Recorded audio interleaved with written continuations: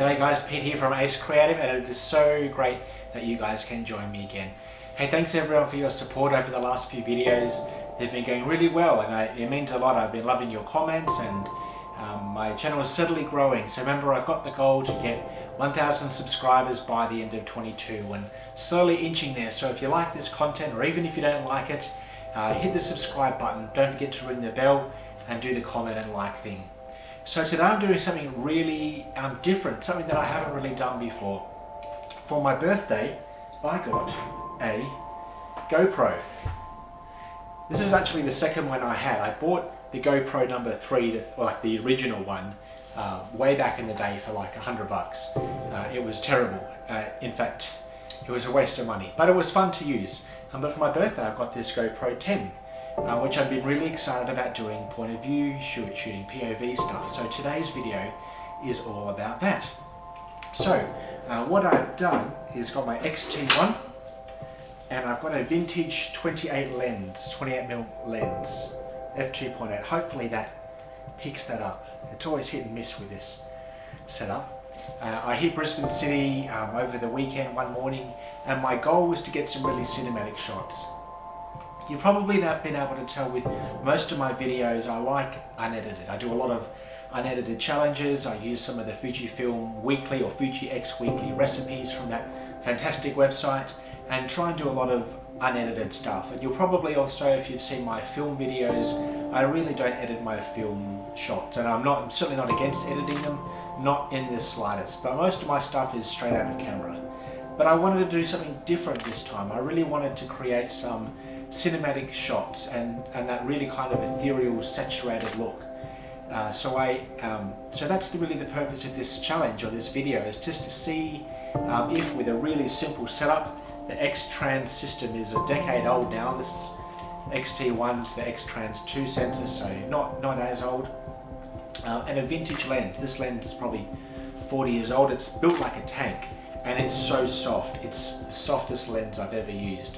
It really, you'll see when you see the photos and create some really cinematic shots, which I think I've done.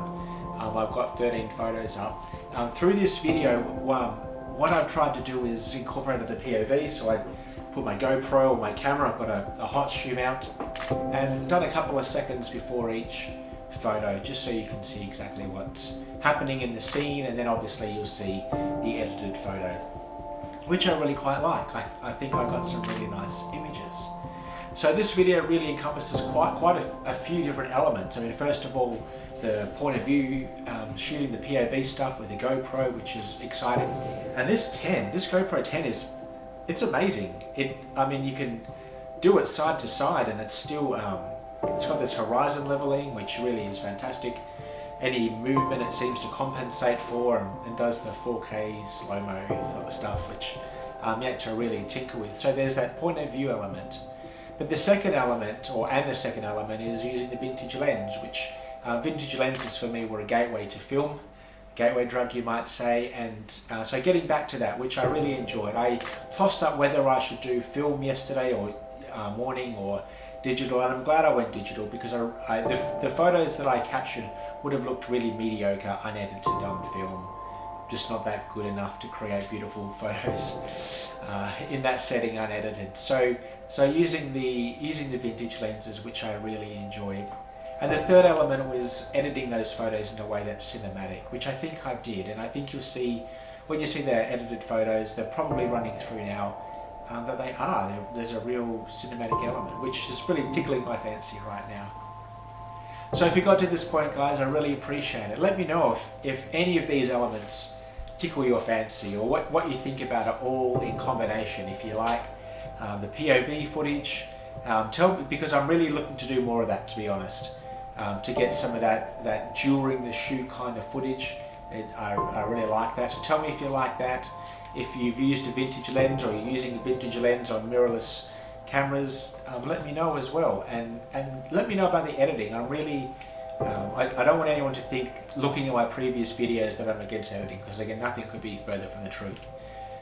Editing is a really important role to play, and I think these photos demonstrate it. Let me know. There's nothing wrong with that. This is a democratic channel. You know, if you don't like it, let me know.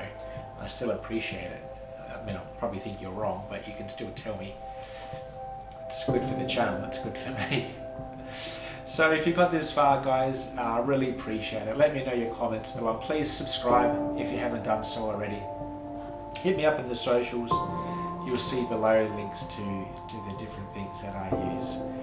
Thanks again, guys. Thanks for joining me. As always, love God, love others, and take time to listen.